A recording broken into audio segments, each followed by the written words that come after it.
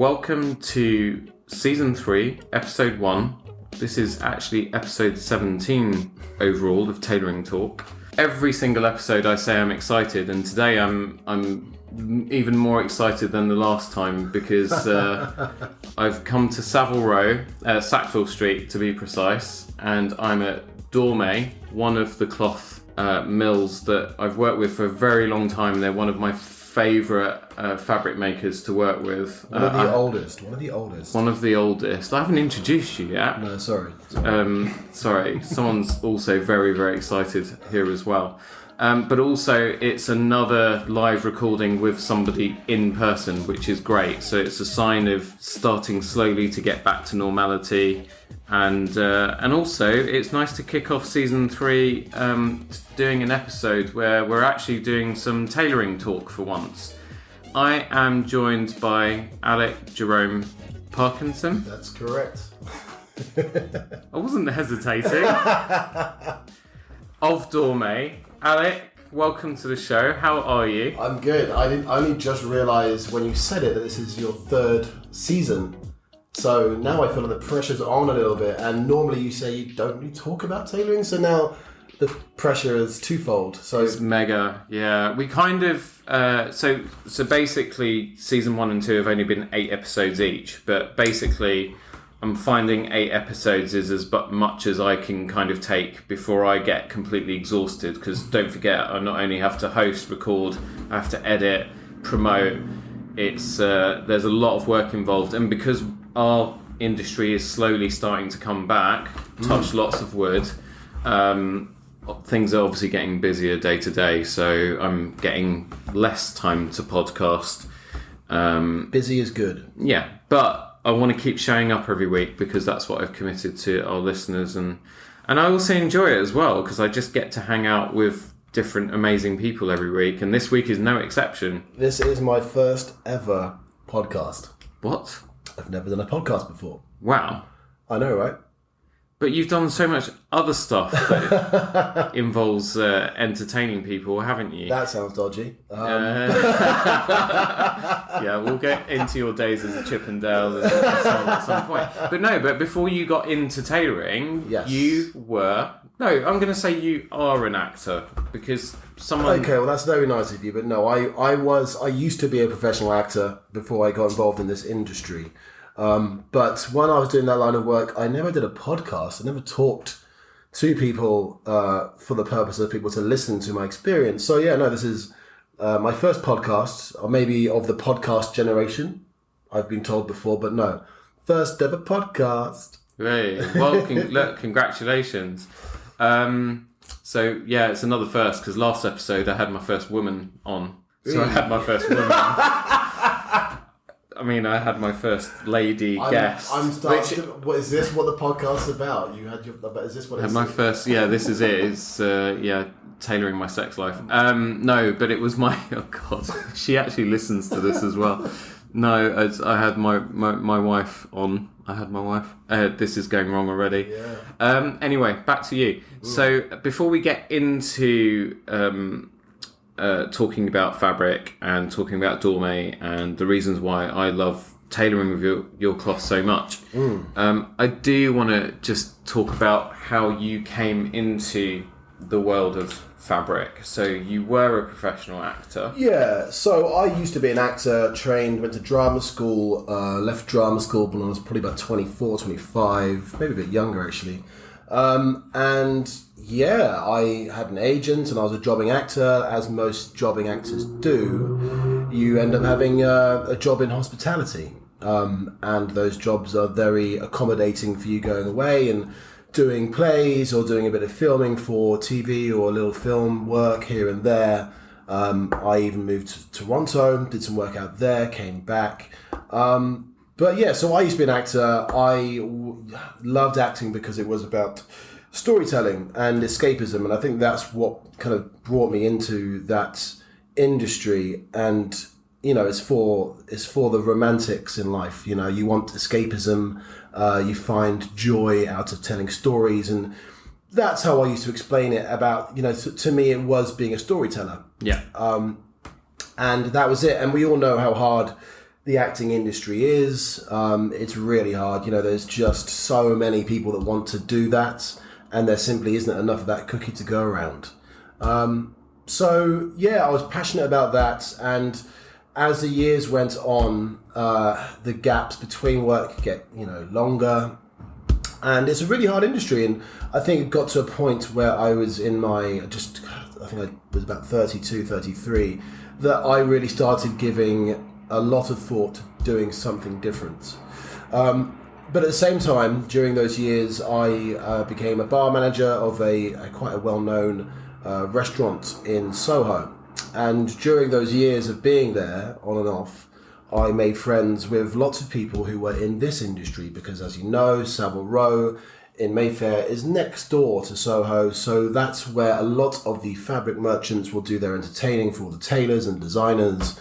So over the years, I met merchants, I met tailors, and I always loved tailoring. I always loved classical dress code. And when I was a bar manager, I had all my bar staff in very different waistcoats. I didn't want it to be too uniform, but I love waistcoats, and I love tweedy waistcoats, and I love ties, I love bow ties, and I just got into that kind of the industry that way. I mean, I was just really passionate about it, and I think a lot of the guys that would come into the bar and the restaurant would love what the guys were wearing, and I just ended up having lots of conversations about fabric with a lot of these guys.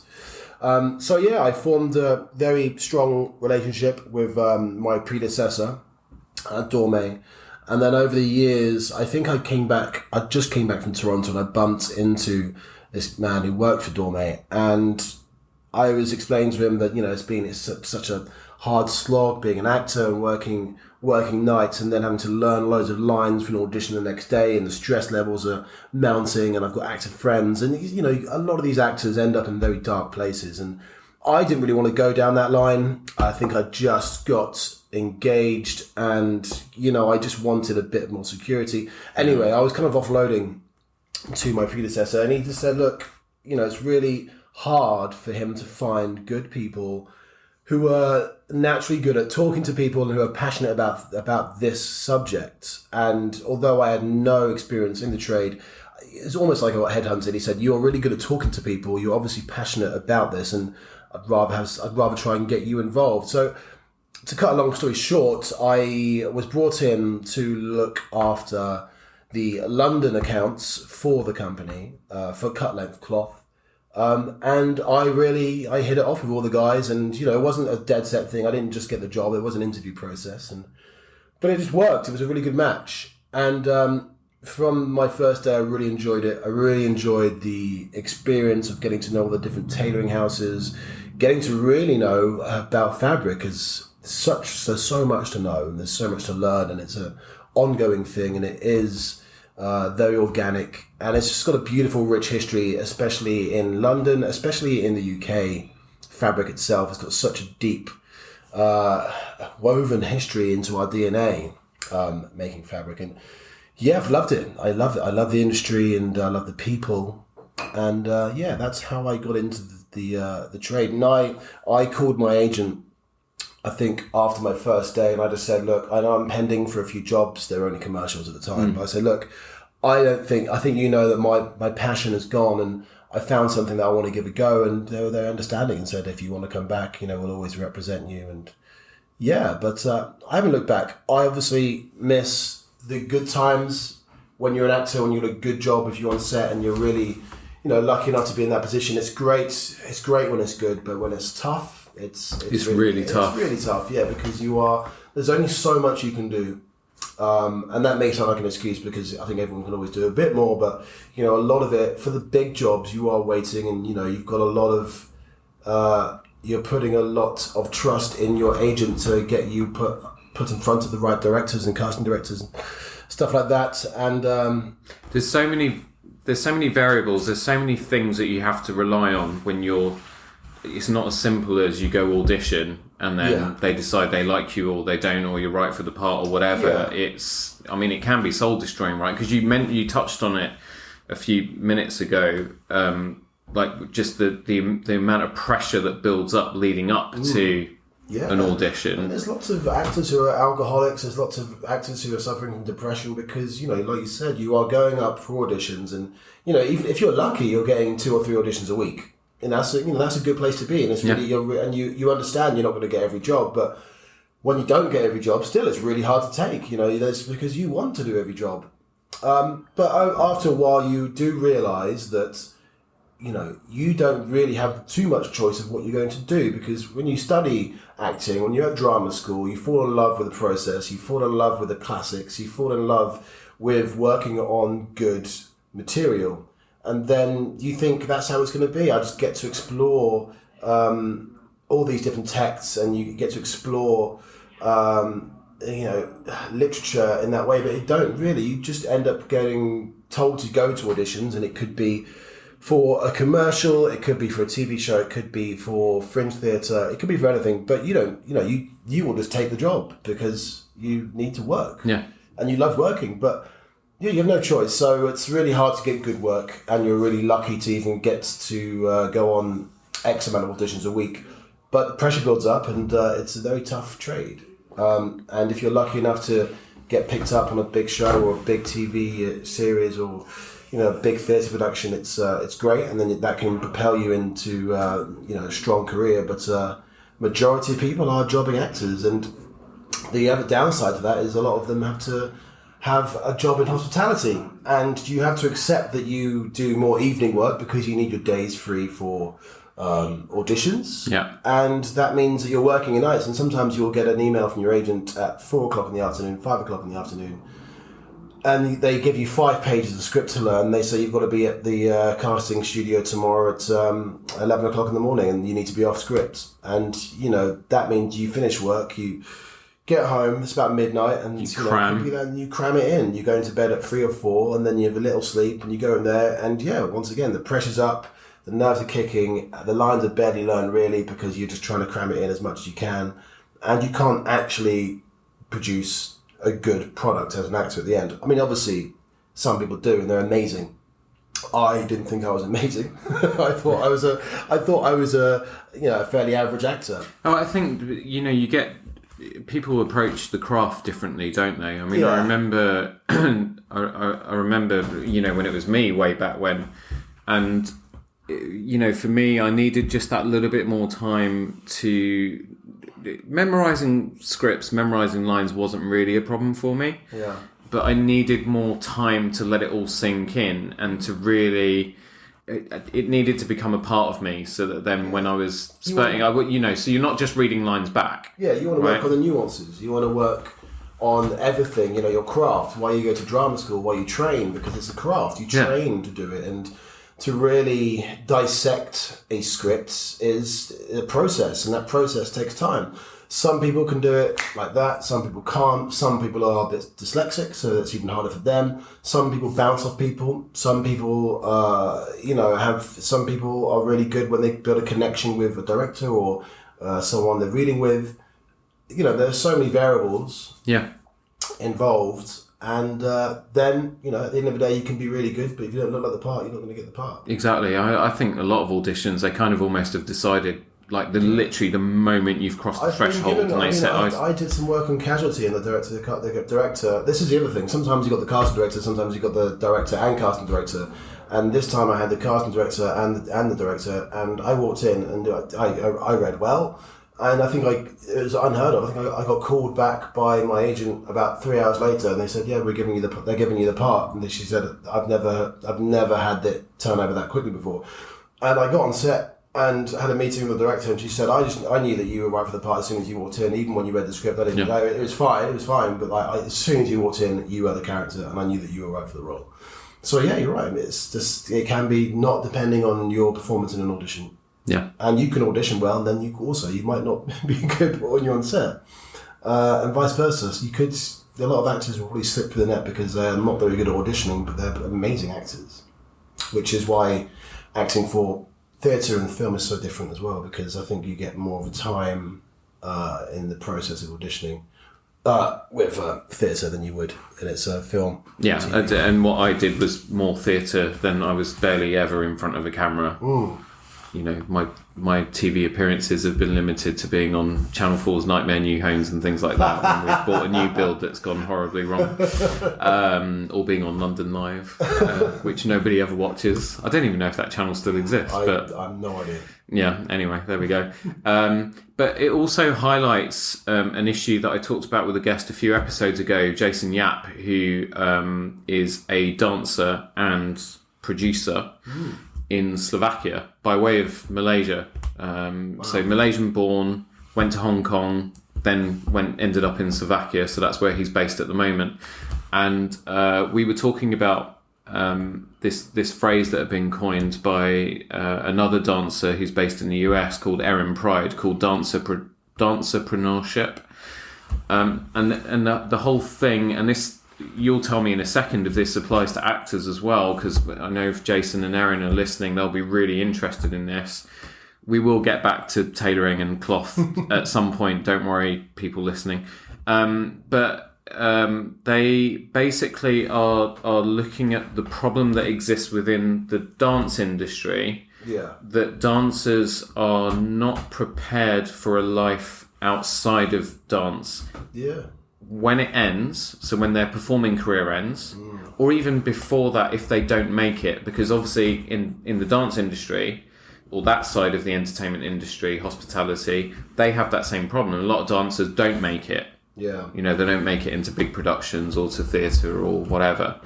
And they're so underprepared for doing anything else afterwards. Now with dancers, they have a talent, they have a God-given talent to be able to move their bodies and interpret and all of that stuff, which I cannot do. If you listen to that episode, you'll learn exactly why. My wife basically calls me a tree. She says the tree's got more movement than I have. But they, so as I say, I've now lost my train of thought, but they're not taught. So they've got a talent that could be packaged as a product and could be sold, whether it's as a course, teaching other people, whatever, but they're not taught the skills to do that. And so a lot of people in that side of entertainment hospitality get left behind. I imagine it's possibly similar for actors. Think maybe. I mean, I think the thing with most actors and most actors I know have met, one thing they are good at is talking normally about something and, using their actors are normally very emotionally intelligent people. And I was going to say I'm not though, but then I guess maybe I am. Well, you can be socially intelligent, you can be emotionally intelligent, and if you're emotionally intelligent, I've found that these people they want to express their emotions, and when you're expressing emotions, they want to talk. And I think actors, there are a lot of actors that do work in hospitality, and once again, talking and communication. So the thing with actors, I would say definitely actors at my level, when they're struggling actors, you have to do so many other things to get by anyway until acting pays off. So you this is true. Doing a lot, but then once again, those other jobs you do aren't really career jobs as much. Obviously, hospitality can be a career job, but I think there's a lot of resentment there that a lot of actors that work in hospitality resent the fact that they work in hospitality until they really give it a go. So they can always do that as a career path, but you spend so much time doing a job that you don't want to do so you can focus on your passion, that I think you miss out on other life experiences, and also maybe dipping your toes in waters that you want to explore in terms of other careers. So I think some actors might say might throw the towel in at 35, and they've been doing it since in the early 20s, and find themselves in a position where they must say, I wish I just did that ago, and they probably could have done that, but they don't. They're not at the age where they're prepared to take that salary cut to start again in something else. I think once again, I do think actors, they vary so much. There's some who are very much like me, and there are some who weren't like me at all. But I think from my experience, actors do a lot of other things just so they can provide and pay rent.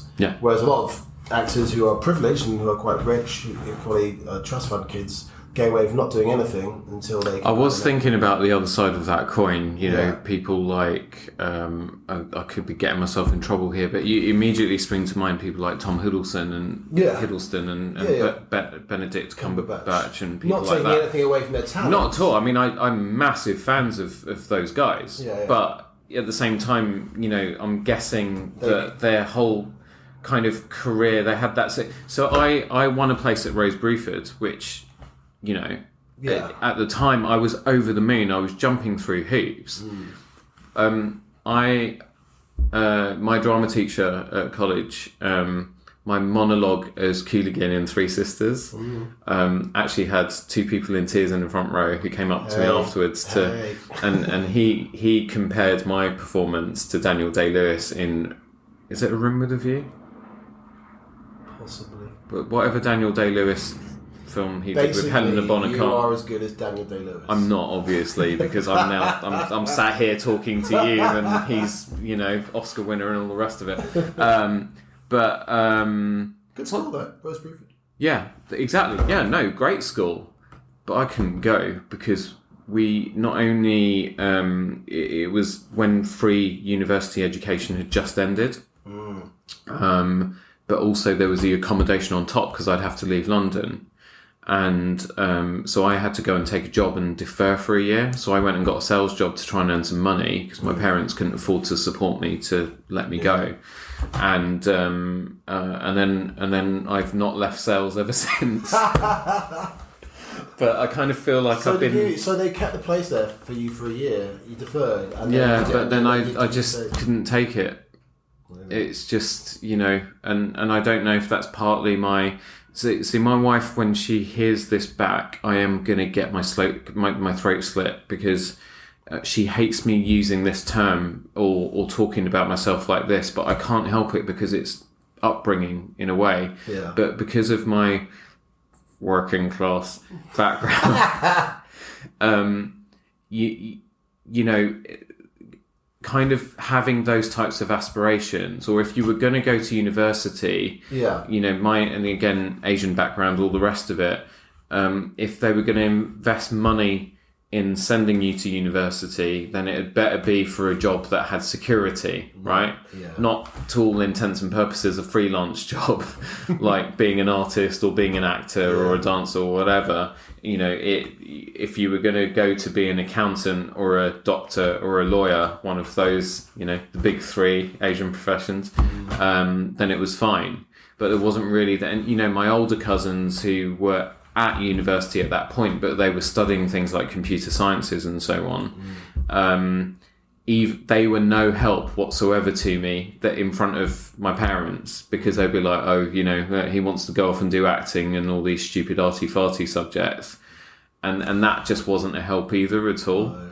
And such a shame. Yeah, it is, really. But then I kind of feel like I've been, because I'm quite introverted naturally as a person, and when I came into tailoring, so I did retail jobs first of all, and then eventually I got out of that and I was working for a technology company in Wembley for about 4 years. So that was my first kind of experience of being in a bigger corporate environment and selling to corporate people and, you know, being engaged with people who were above Joe Public. Yeah. And then from there, then I needed to go find something else. And I'd studied art and design at college. And so fashion had always been there since I was very young. But getting a job in clothing at this level in Savile Row, again, was very, very difficult because way back when in the early 2000s, there was a certain type of profile that meant you walked into the door at a lot of the big tailors. And if you were, you know, basically looking like me and from Croydon and the way that I used to speak as well. Well, how did you used to speak?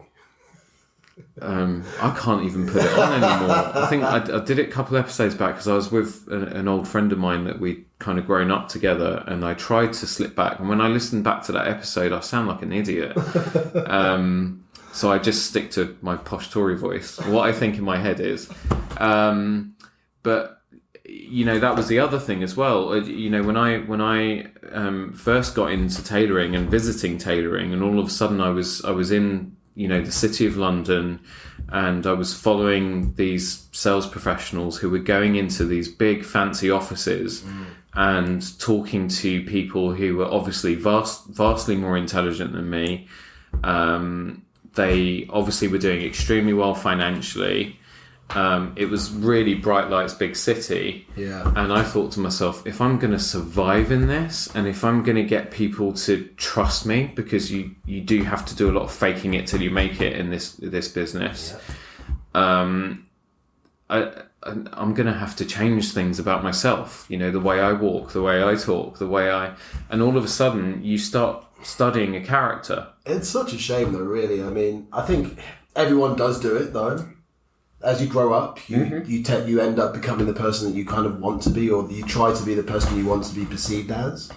But it's such a shame, really, that you can't just that can't happen naturally, and it just comes out of you. It's a shame that we have to look at everyone else and then try to change ourselves to be respected, or to think that we can make it like that. But I mean, survival though. Yeah, I guess that we do it when we're teenagers. You go to secondary school and you realise that this is big school. It's not primary school, so you end up trying to become something that you're not as well, and then eventually you might become that product. That's that thing.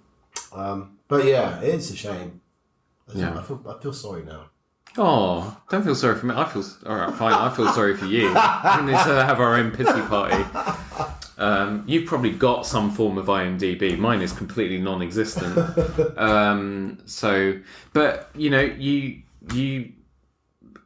through your love of talking, which is great for doing something like this, because I can just let you go. No. But you obviously you met Patrick from Dormeuil, who I'd known for a long time previously. Yes. And you got here, right? So you're literally just off Savile Row. Yeah. You're dealing with some of the best tailors in London, in London's history even, because some of those guys have been going for so many years, it's ridiculous. Yeah.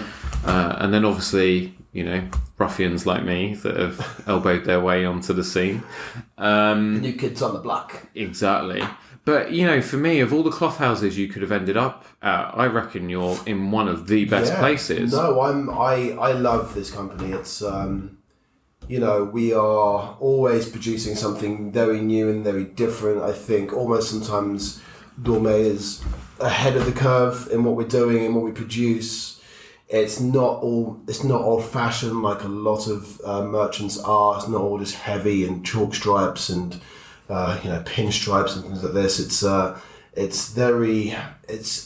exclusivity. It's about luxury. It's about trying to focus on the generation that is the new generation. What's new? How can we adapt? How can we do things different? Yeah. And how can we keep on producing things that are different to everyone else? Because eventually everyone always copies each other. Blah, blah. But it's luxury. It's exclusivity. It's romantic. It's got the history there.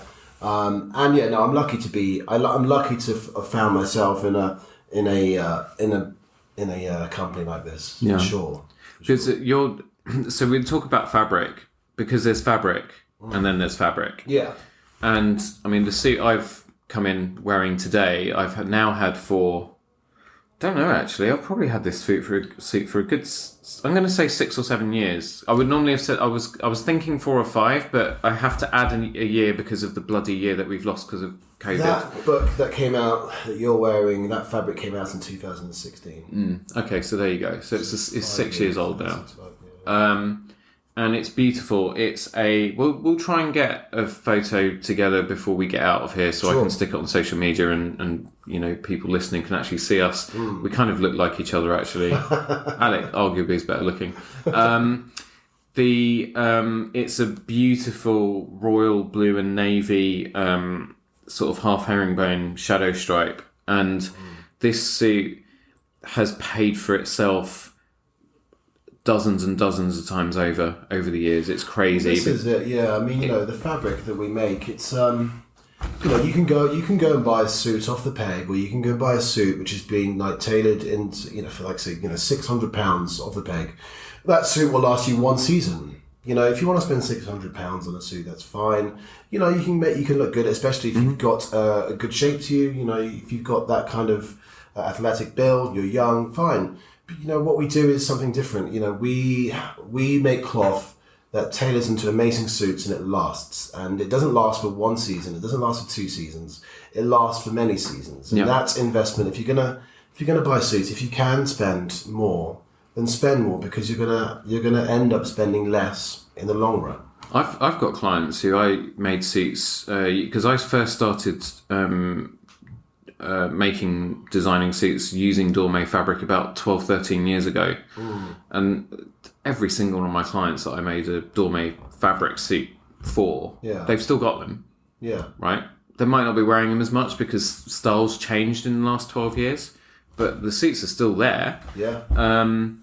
And for me, when anyone says or is trying to describe the next thing they want, and I say to them, because I was on the phone to someone the other evening, and I need to travel to see him now, but you know, he was kind of trying to work out what he wants next, and he was saying, you know, I want something that's just that other people can't get, that when I'm wearing it and I'm going to places like Goodwood and so on and so forth, that when other people are looking at me, I don't want to slam them in the face with it, but at the same time, I want them to think there's something about that that's special, but I can't quite put my finger on it. And for me, that's what your fabrics do. It's Carolina, my wife.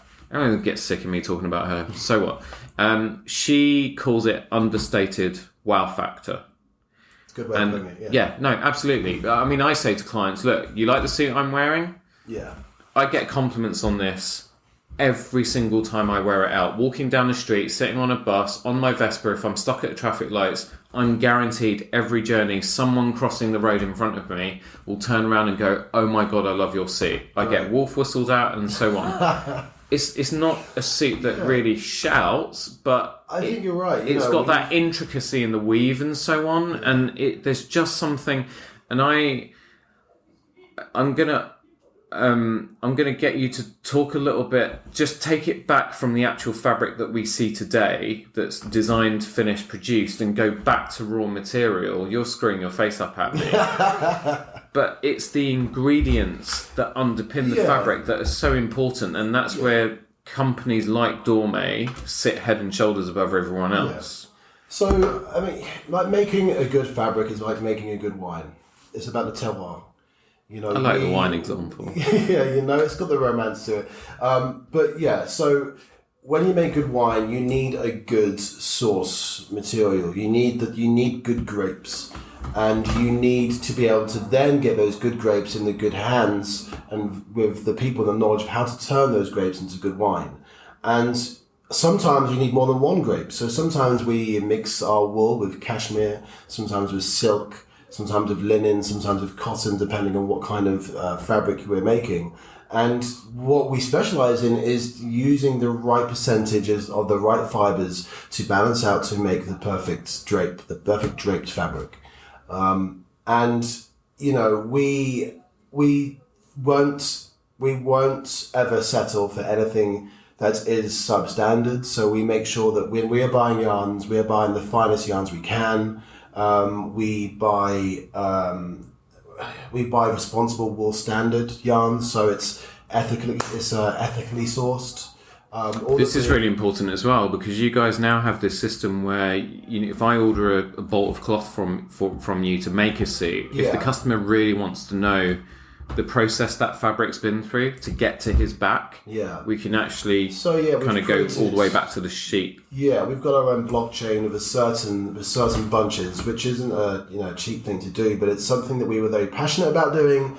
It's about traceability. We know that moving forward, every generation coming up now is going to be more conscious and more aware, more demanding about where their product is from. So we've got a couple of fabric ranges where we have created this blockchain which records every single process of where this fabric is from when it was sheared from the sheep's back.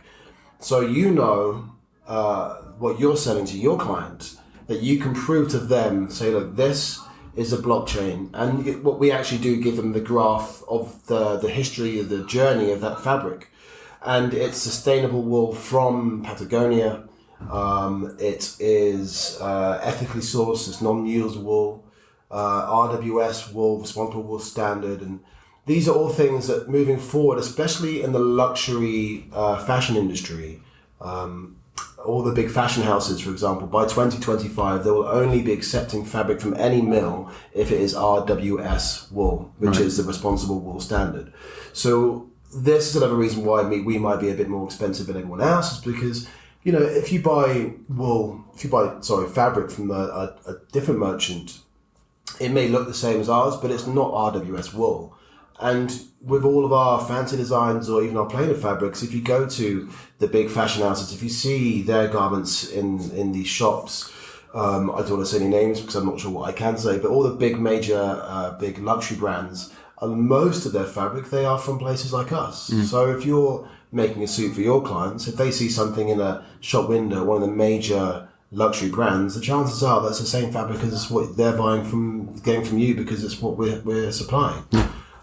So it's something that we're very passionate about: sustainability, traceability, and like I said, just making something exclusive. So when I say something exclusive, whereas our competitors who also make lovely fabric, you know, Loro Piana make lovely fabric, Scabal make lovely fabric, and we make lovely fabric. The differences are where they may make only, say, 2,000 meters of every single fabric in that fabric bunch, we may only make 500 meters of one particular fabric. And then when it's finished, we want to move on to something different. Yeah. We like the idea that there's only a certain amount of people in this world that can have that suit.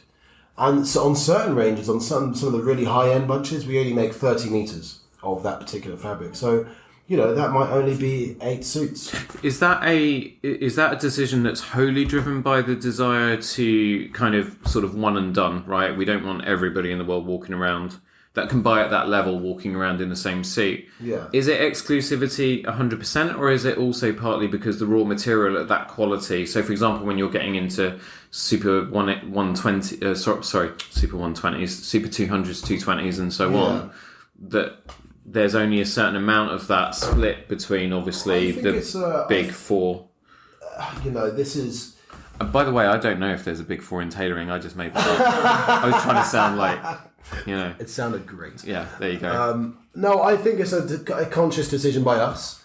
You know, we want our stuff to be exclusive. We want to... That's the whole... So it's basically not resting on your laurels, because your fabrics are designed in Paris. Have I got that right? No, a bit of both. We have our design team in England, and we have people, you know, on both sides. So they're much a Anglo-French company, I would say. But, so the fabrics are made here in Yorkshire. Here. So we've got, I would say, 80% of our fabric made in England, 20% made in Italy, and you know, there are certain things that the Italian mills are better at, so we buy into that, and especially the really lightweight stuff.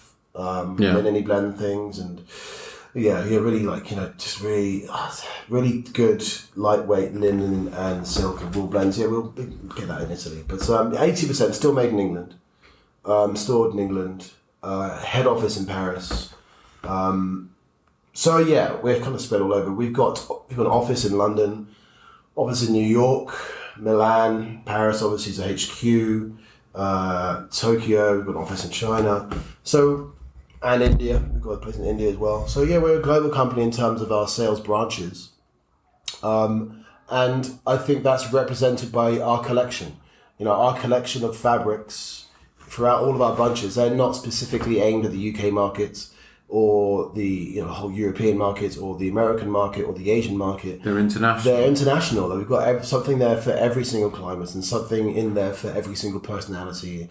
And they're constantly evolving, and we have regular meetings with all of the branches, all the territories, and we discuss what we need for each territory. We discuss what's going to work, and everyone's listened to. So yeah, it's truly a global collection, I would say. And also we do exclusive fabrics for different tailoring houses. We make one-offs for specific people. If someone wants to have an in-house tweed or jacketing thing, also we'll work together with, I'll be involved, we'll get the designers involved, and we'll try and produce something exclusively for them. So the selvage on the sides of the fabric will say, Dormeuil and whoever it is, and it's an exclusive fabric for them. So yeah, we just try to accommodate our clients as much as possible. Yeah. And produce something special for everyone. Yeah, there's also this sort of a lot of the technology and stuff that you guys put into some of the fabrics, like some of the collections. I remember that one of my clients who is a senior partner at one of the big consulting firms, and he is constantly traveling. Well, pre and post pandemic, he's constantly traveling, and I took him through the Echo range, I think it is. Yeah. And I said to him, look, you're going to be investing probably twice as much as you've ever invested in a suit before. But I really think you need to try it, because he's dealing with, CEOs of huge companies. Yeah. You're talking, Barclays, and I mean, think of any big brands, and that's the level that he's pitching to worldwide. But when he's traveling, obviously a lot of guys who travel for business, they don't want to carry lots of stuff with them. But often they do, because, they'll wear a suit for a day and then it needs a bit of a rest, and so they'll have a backup. Yeah. He took one suit with him on a near enough a month's worth of traveling globally. Wow. He got back and he said, I need to talk to you about that suit. And obviously our first thought is like, sugar. It's labelled an explicit podcast, so I try and keep it clean. I'm like, oh, flipping hell, now what? And he said, that fabric, you were absolutely bang on right. It's amazing. There you go. Like, it did not fail the entire trip. It just held up. It looked sharp the entire time. That was the Echo range, right? That was Echo, Which is a Super 130, sustainable and 100% traceable. Nano-blocked wool. It's actually what I'm wearing. This is... I think people care less about that. That stuff is highly commendable, but I think now, with people having this phantom 5 kilos of COVID poundage, they care less about that stuff, and they care more about the fact that it's actually got a little bit of stretch in the warp and the weft of the fabric, so it's really comfortable to wear. But I mean, that's just one example of what you get when you pay more for cloth, because cheaper fabrics, you wear them for a few hours even, and it looks like you've been sleeping in them. This is it, and I think the one thing when you buy a cheap suit, it can look good when you're wearing it for the first few hours, but you can do the sit down test, and when there's nothing that pains me even more when I'm walking down the street, and you can see a dude walking down the street, and you can see all the lines at the back of his knees, and it looks so bad. It looks so bad, and it's the first giveaway that it's a cheap suit, or a cheap fabric at least. And you don't realise that if you do invest, like you say, in a more expensive suit, i.e. more expensive fabric, that this doesn't happen. I mean, it does happen eventually. Yeah. But when it happens after you've just got out, just put it on and you just got off the tube, it shouldn't be doing that. And it's we're all better than that. And you can't clock it because it's at the back of your legs. But everyone else, why have you got all these creases at the back of your legs? Yeah, exactly. With the intricacy of the weaves in a lot of your fabrics as well. We were talking about wow factor earlier, and again, like the suit I'm wearing today, one of my clients at Collar Capital, I walked in wearing this suit. He couldn't take his eyes off it. So I'm showing him all these other fabrics. He'd be buying at a lower price point. And he just kept looking at me. And part of this is me failing to really understand what he does for a living. Basically, what he does for a living is he seeks investment from very high net worth individuals. And so he was like, fine. So I was like, so what do you think? He's like, whatever. I like the suit you're wearing. I'm just like to him, this suit retails at like I want your clothes, $2.5, $3 your motorcycle. Yeah, exactly. He's like, I want your suit, and I was like, can you make your suit for me? And I was like, okay, but you're going to be spending 2.5 times what you've spent before, dude. And he was like, yeah, fine, okay. But I said, it's worth it. I then did do my job and explain why. But again, shortly after delivering that suit, he called me and he was like, I just want to commend you on that suit. And he said, because I went and saw an investor in the Middle East and he complimented me on my outfit straight away. Nice. And in any case, he said, I think that was a small part of me winning a massive deal, like a huge investment deal. Great. And it's because he created the right first impression. Commission? Shit, I should have done actually. Then I wouldn't actually need to work anymore probably off that deal. Should do that. But Should you're put right in a- though, and that is a very nice suit. I mean, it's obviously the fabric's great, but you've made it well. Yeah, but you see, it's like every time, when I make new suits for myself, when I eventually get them home and Carolina sees them for the first time, if it's a Dormeuil cloth, she'll just kind of touch my arm and hold it for a second, and then she'll go, "This is beautiful fabric. Is it Dormeuil?" Nice. See, she's Spanish. I think the Spanish, the Italians, the French, and particularly the women, have more appreciation for quality. They've got more of an eye for it naturally, because I think they've grown up, with that. It's like fruit and vegetables to Italians, French, Spanish. Like they can't stand fruit and veg in this country, because unless you go to the food hall in Selfridges or you go to Fortnum Masons. Veg is crap here. Apparently I've never seen a real tomato, according to my wife. But they've got more of an eye for that thing. But she'll literally just kind of hold, sort of stroke the sleeve of the jacket, and then she'll just rest her arm there, and she'll go, "It's Dormeuil, isn't it?" And I'll go to her, "Yeah, it is." And then she'll lean in a bit closer and she'll go, "Don't fucking waste your money on anything else." Yeah, good. I'm like, all right, fine. And she's right, actually. They are the suits. I know we're saying because we're sat here in Dormeuil. I can't believe you actually got other suits and other fabric nails. Reader aren't bad.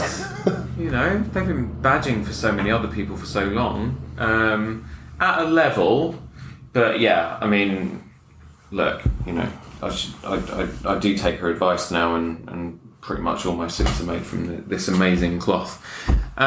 So we've just had the dreaded C thing and the pandemic, and it means that there's not been quite as much new ranges coming through in the last year, understandably, because obviously our industry's been hit really bad. But as things come back, obviously next year is really exciting for Dormeuil because you're celebrating a huge anniversary. Yeah, so next year the company is 180 years old. Wow. So there's some exciting things in the pipeline, some really interesting stuff, some interesting blends. We're going to start refocusing a bit more on the higher end of luxury again. I think we've just been, our trade, our industry, and obviously because of COVID, we've focused more on re-releasing books rather than investing in new ranges and, taking those gambles. But yeah, next year some very exciting stuff. I know you've liked this celebration box before, the stuff where we do all the fancy kind of formal wear stuff. We've got a new one of those coming out. And yeah, so we've got some exciting stuff. I'm not sure how much I'm allowed to say. No, we can save it for next year, because then I can have you back on. Well, I'll probably have you back on Season 4. No, by then it'll be like season, each season only lasts about 8 weeks, right? So, I'll be on season 257 by then. So obviously, I know people, my mental arithmetic is absolute rubbish and I exaggerate, but hey, I'm what do you call it? I'm actually not an extrovert, I'm an introvert. But my maths is crap. That's why I married an accountant. So, yeah, no, we don't need to really get into it now. But I mean, have you, the one thing that Dormeuil is also known for within our industry is its association with particularly the Daniel Craig Bond. Yes, because there was some kind of tie-ins with Quantum of Solace, and I remember when we were asked to do some promotional work for Skyfall, that's one of the best things I've ever done. Yeah. But I chose Dormeuil. I invited the agency and the photographers to Dormeuil so that we could do that fitting session with all the journalists and so on, because it was part of the Secret Agent Experience Day. Anything with the new film that, any fabrics we can look out for? So one thing I have been doing over the last 3 years is really trying to develop business with film and television. So one thing I will say over the last year, one thing that has filled the gaps has been working with people like Pinewood Studios and Warner Brothers. So yes is the answer, but annoyingly they do make you sign NDAs about all the films you work with now. So really, I don't think I can afford to be sued by a studio. So, but I can say that we did a lot for Kingsman. Yeah, did a lot for Kingsman. aeronauticals, anything that's in production. I can't talk about. Yeah. But yeah, it was busy at Pinewood this last year, and a few things from Warner Brothers recently. So yeah, and it's good. All the costume buyers come down here. They always do the runs, and they come to us. They come to Holland and Sherry. They go to Scabell, and they try and get little samples. But yeah, they're godsends because they'll come down and pick a sample, then say, oh yeah, by the way, thank you for that sample. I need 200 meters. Because they need to, especially if it's an action film, they need to get. They need multiple exactly. Stuntmen and yeah. So yeah, it's good. That's also another part of the business, really. Yeah, I think for John Wick, because we've just talked about that on another podcast that I'm on called Play, Pause, Turn. Go look it up, people. For John Wick, they made the tailor involved. I think he made somewhere in the region of 17 suits. So there was one master suit that was the perfect fit. Yeah. But then there were like 16 other variations of it. Some had more room in the thighs, some had more room in the arms, depending on what the stuntman or Keanu needed to do in it. There's a lot of fighting in John Wick. Shit, like the third. Have you seen the third one? I watched it on a plane. It's exhausting. I know. I watched it on a plane, and my wife can't stand violence or like people dying. And she had a screen next to my screen, and the look on her face and some of the deaths, and I was like, yeah. And she looked at me and with a face of disgust. I love John Wick. It's such a cool kind of little. It's 3 now, isn't it? It's 3. Yeah, 4's coming out next year. I can't wait. I love it. Yeah. So I love it. If you love that, sorry, we're digressing again, but who cares? You should see Nobody, which is made by the same team with Bob Odenkirk from Better Call Saul and Breaking Bad. Yeah. I won't give anything away. Oh no, I saw the trailer. Oh, it's brilliant. So my dad's a martial arts instructor as well, so I've always loved martial arts, and I've just loved violence in that aspect, not in real life. There's another film called Paper Tigers that I don't think is out here, but it's out in America. It's on a $1 rental on iTunes US. I have an iTunes US account. That's a story for a different podcast. Nice. But yeah, apparently that is very, very good. And they're just re-releasing, sort of remastered all of the old Jackie Chan films from the late 70s and the 80s. The ones that he did with Sammo Hung and Drunken Master. Well, that was 70, so Drunken Master, and then he did all of the sort of action comedies in the 80s, like Police Story, Meals on Wheels, and Armour of God, and all that sort of stuff. So I really want to download all of those and get my wife watching them because she thinks he's great from the American movies he's done. God, and I'm like, no, you haven't. The poor guy's been held back in those. The Police Story. Police Story is a classic.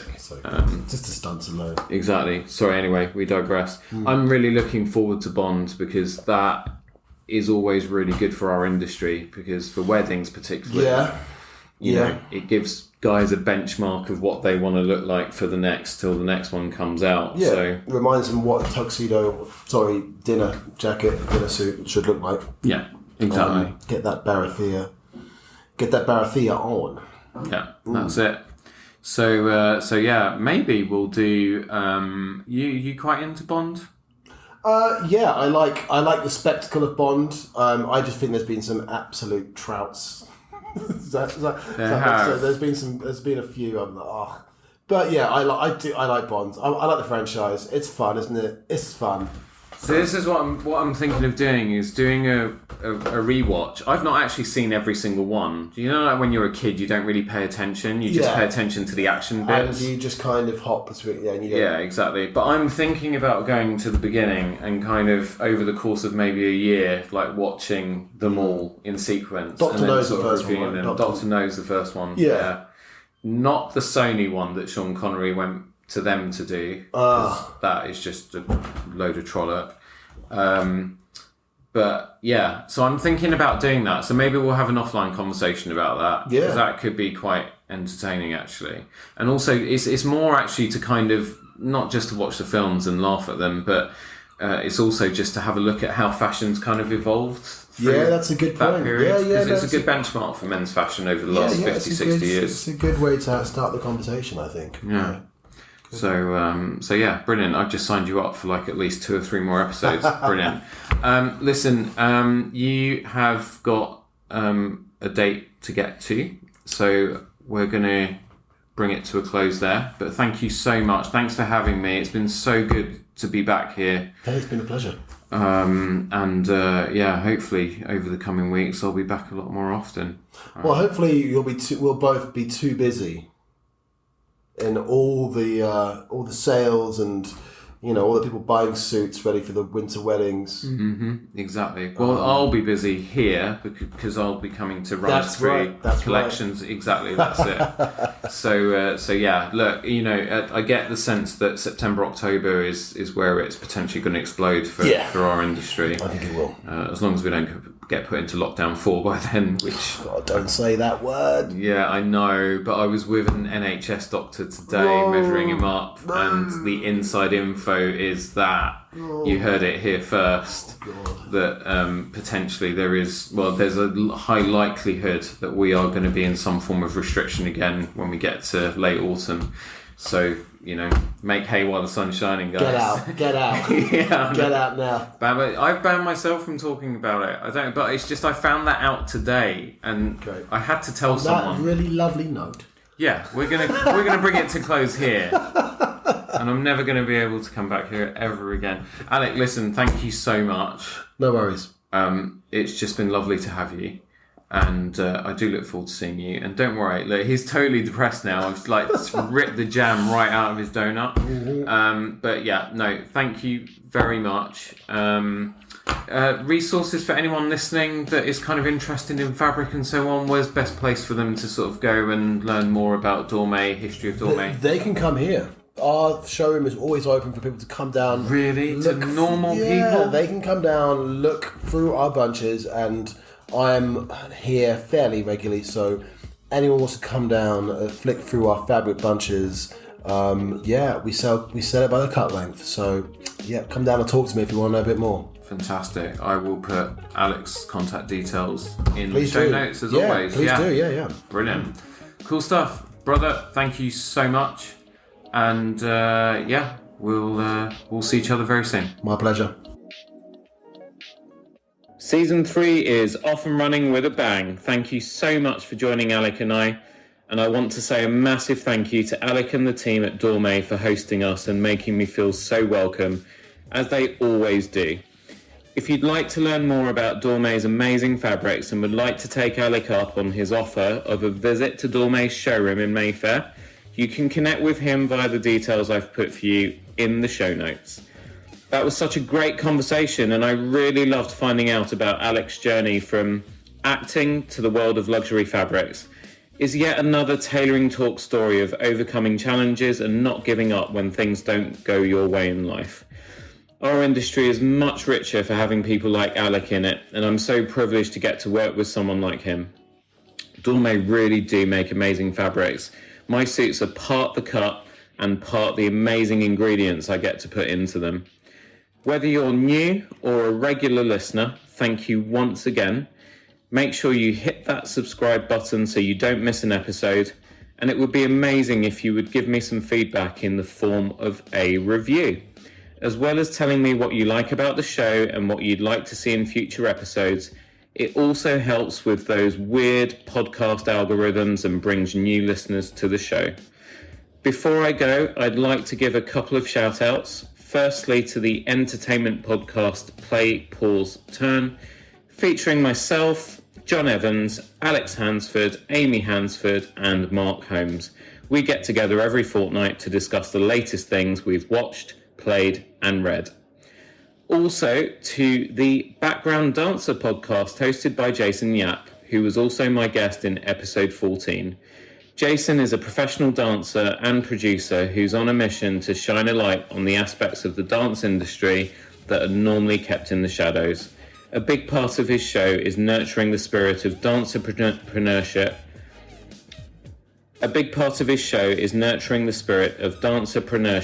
And ensuring performing artists are equipped for a life beyond performance. If you're interested in the arts and you're interested in business, this is a podcast you'll really enjoy. That's it from me. Whatever you get up to over the coming days, have lots of fun, keep safe and stay well. I'll see you on the next one. Done. That's it. I'll just record an intro. Look at 5:30 on the dot. You're good. Yep.